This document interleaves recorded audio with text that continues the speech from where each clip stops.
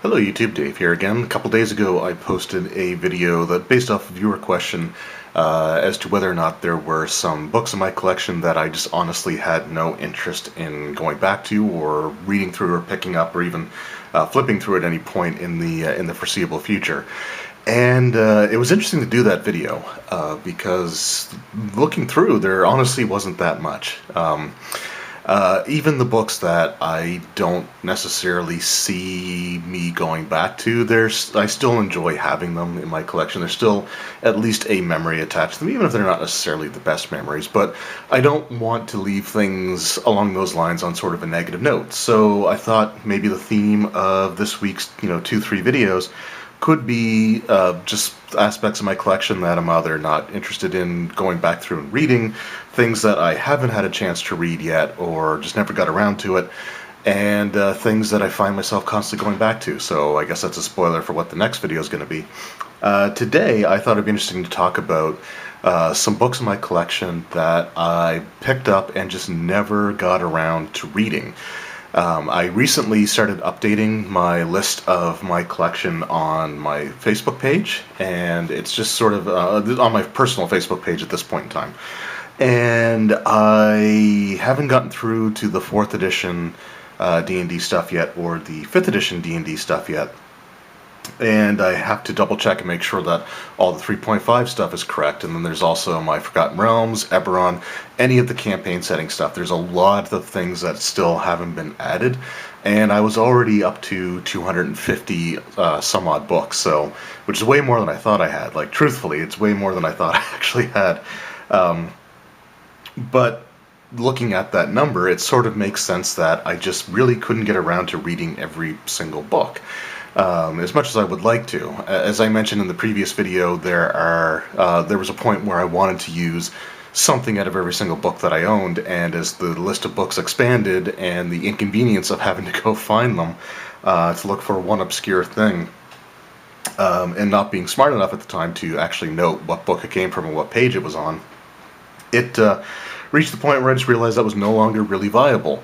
And so there are just some things that I bought, and it's like, okay, I'll look forward to reading you later. And this may be a part 1 of this particular idea, because I had 4 books in the last video, and I want to keep that number consistent between the 3 that I do, at least for this week. So let's just dive right into it. And the first book that I want to show here is the Tome of Battle, the Book of Nine Swords.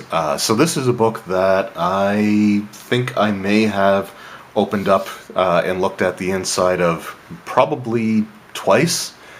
When I first got the book way back in 2006, I think it was. Maybe 2007. Let's see if we can find the date there. 2006, August 2006. So 14 years ago almost is when I picked this book up. Now, it does work in conjunction with the Weapons of Legacy book, which is one that I actually really liked. Mainly because it was addressing an issue that I had already sort of tried to tackle myself. So when this book was announced, I was sort of intrigued. By the time I got it, though, it was a period of time in which I was just it's not that I wasn't running games, because I was, but I was running adventures that were already pre-written or published, and I just never got around to it. So it'd be sort of interesting to see what this one's like. I mean, I actually honestly really love the inside cover here. I like the texture of this page here, sort of where you get the covers, and then the artwork is actually really nice, because one of the things that I did find was a lot of the 3.5 and 3rd edition books had this really bland, uninteresting title page, but this one actually looks really, really nice. And I believe that there are actual like classes in here, like actual full-on core classes.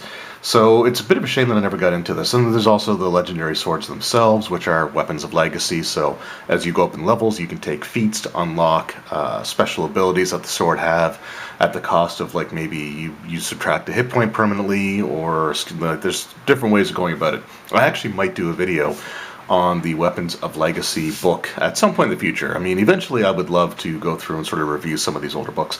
And honestly, given what's going on in the world these days, I should have the time to maybe start doing that. So anyway.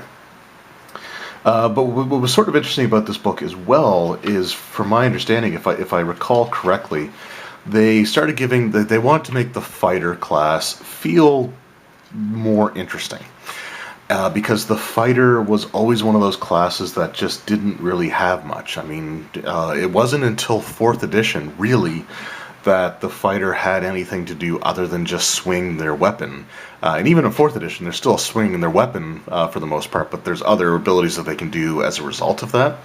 Whereas from almost the beginning up until 3.5, it was essentially, make your attack roll and add your damage. So they had like stances and maneuvers and things like that the fighter could do that would give them certain benefits. And I can't honestly say exactly what they are because I've never really read this book. But again, it's just a beautifully looking, designed book. And as far as 3.5 books go, this is probably one of the nicest just looking. Just with all the details on the pages and things like that. It's just a very visually pleasing book. But unfortunately, I just never got around to reading it. So that's something that I do hope to change at some point in the very near future. And if I do a video on the Weapons of Legacy book, then this would be an excellent sort of addendum to put onto that. So that is the first book that I've picked up, want to read, but just never got around to it. The second one that I'm going to talk about is Dragon Magic, also a D&D 3.5 book. So this one came out in September of 2006. So this came out about a month after the Book of Nine Swords, and a lot of the same reasons why I never got to this book are the same as why I never got to the other one. It was just sort of a timing thing. It was the campaigns that I was running. It was sort of, there were other issues that were going on in my life as well, with some bad personal life situations. But anyway, so this was one of those things that, again, I picked up and I was interested in, and it just kind of fell about, through the cracks. And I honestly can't tell you much about it. The one thing I will say is that it is disappointing to see this sort of bland, boring title page again, but it does demonstrate why I liked the inside cover of the first book so much.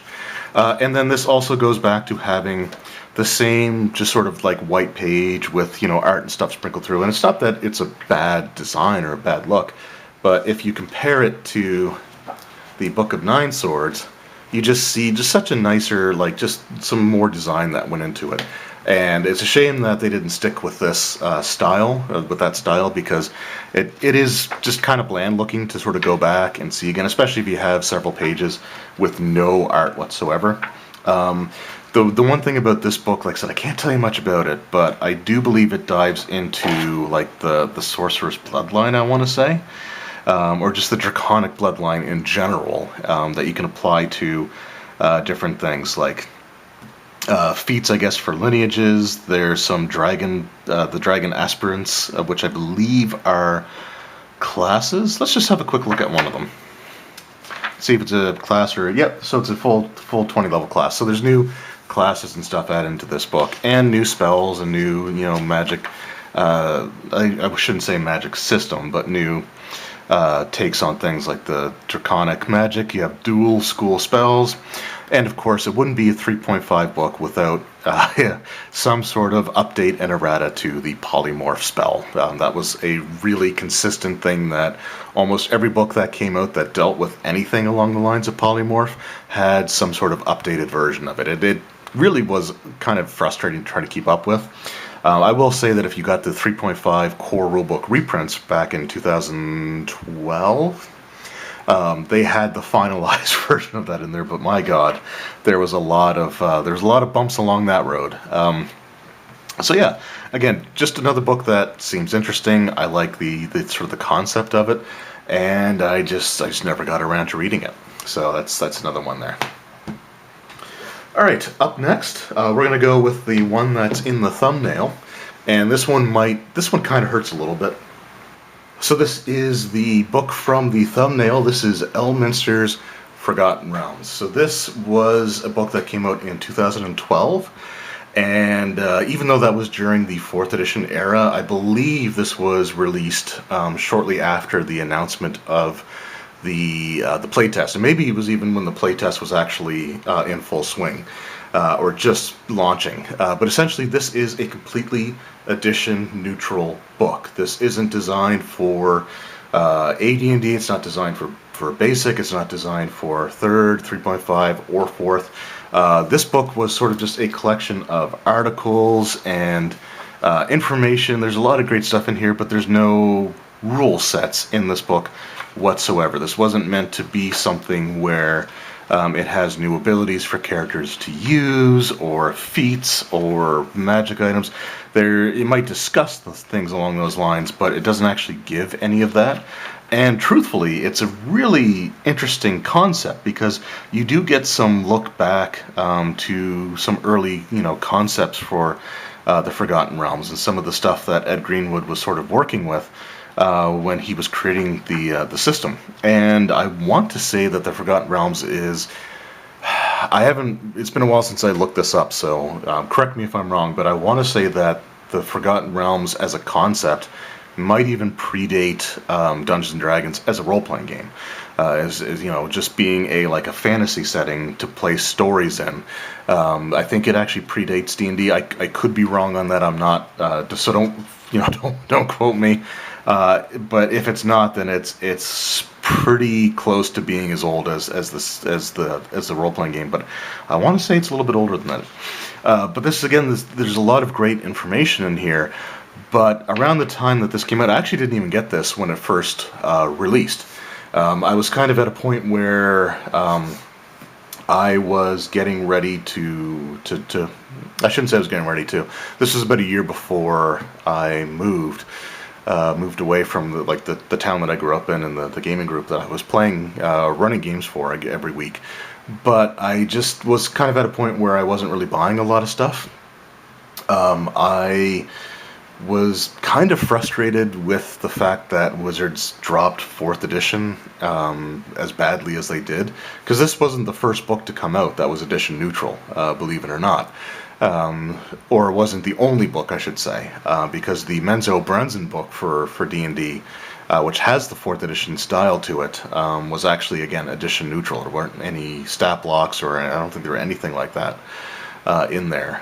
It's been a while since I looked through that, so I could be wrong on that, but I'm pretty sure it was edition neutral.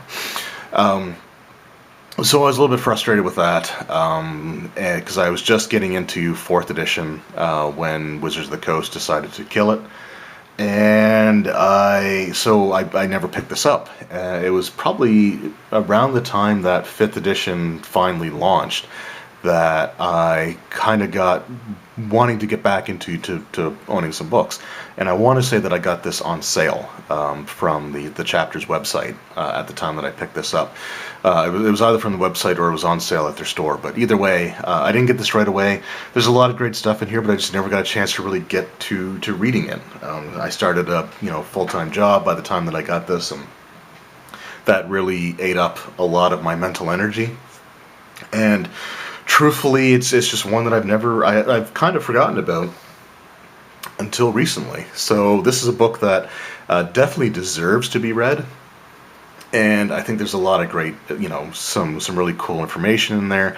I just never got around to doing it, so that's something that I desperately want to correct. So that'll be, I think, a very, very good read to finally go through. And of the books that I'm showing here today, this will probably be the first one that I actually seriously dedicate some time to. So there we go. And again, it's not that any of these books were bad. It's just circumstances around my life at the time just sort of got in the way of getting a chance to really read through these. So that's the third one. And then finally, the final book that I want to show here today is actually a Dragonlance book.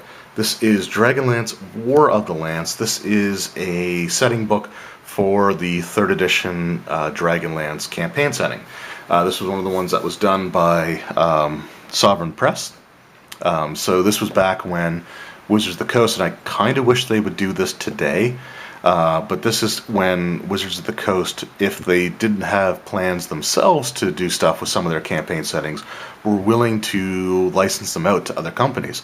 Sovereign Press was one of them. You can see it's officially licensed. They also did the same thing with their Ravenloft campaign setting, which went to Sword and Sorcery, which was a division of White Wolf. So it's something that would be a great way to get some of these classic campaign settings back out there today, even if Wizards of the Coast aren't doing it directly themselves. So, you know, I guess never say never, but probably never. This was actually a book that I always wanted, because for 3rd edition, Dragonlance was actually the first campaign setting I bought. Before I bought Forgotten Realms, and I guess there weren't really a ton of settings for 3.0. But that was the Dragonlance was the first setting that I got, and this was a book that I was interested in. But by the time I finally got around to a point where I wanted to buy it or was able to buy it, I had started getting into the Forgotten Realms.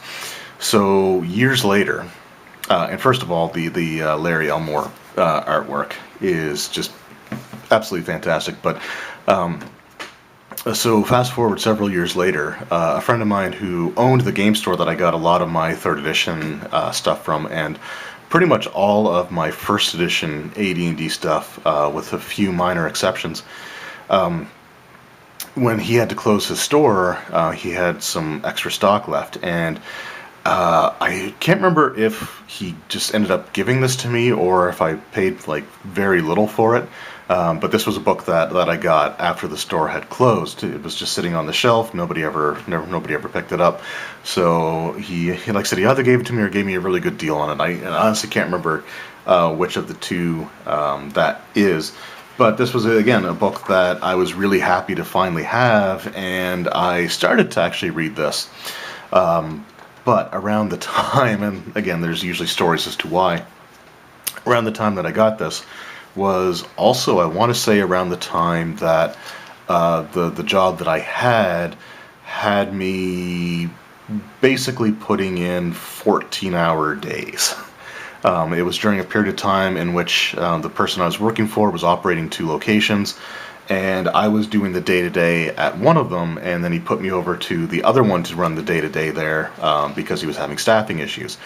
But because I was doing the day-to-day, like the paperwork and stuff, I remember it was a period of time in which I was waking up at about 3:30 in the morning and walking into the nearest location, which took about 40 minutes to 45 minutes to 50 minutes, almost an hour, to walk in there and do the morning paperwork.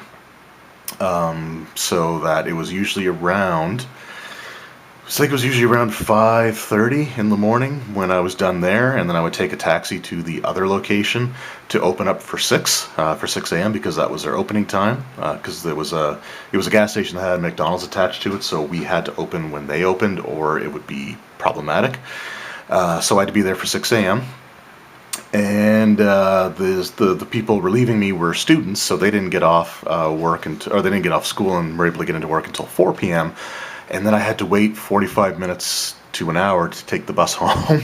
So this went on for months, and there were times where even on the weekends I'd have to go in and do things, or if I had to cover weekend shifts, it would be 12 days in a row of these excessively long days, and they just took its toll on me. So it just reached the point where I just stopped looking at anything gaming related, because I just didn't have the energy for it. I'd literally come home, eat, crash, wake up, have a shower, go into work, get home, eat, crash. It was a rough time.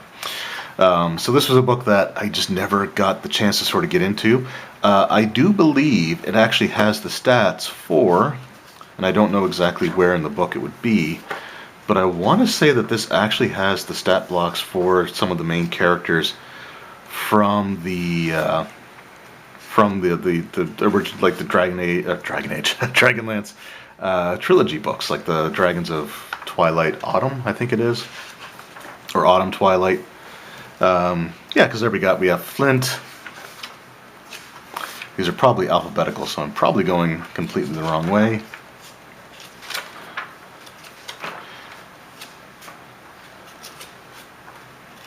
Do we have Lord Soth? I don't think he was in those books, though. Then do we have... Oh, they're in here somewhere. But yeah, so this has some of the characters from the novels, which is really cool. Yeah, so we have Caramon and Raceland. Maybe Tanis must be up front because he was sort of the main character, at least in the first book. But anyway, but I thought it'd be kind of cool because I did like those characters. And as cheesy as it was, I actually really liked the animated Dragonlance movie. It was rough. Like it was rough to watch. It doesn't hold up well at all. But I enjoyed it. So for me, I just wanted to have these characters, but I just never got into reading the book, and I feel it's a bit of a shame and something that I do hope to correct at some point. And so yeah, so those are 4 books in my collection that I bought, was excited to get, but for various reasons, I was just simply unable to really dedicate the time to them to sit down and read through them. So that's my 4 anyway, and there are others, unfortunately, in my collection as well that I can say the same thing about, so there might be a part 2 of this at some point in the future.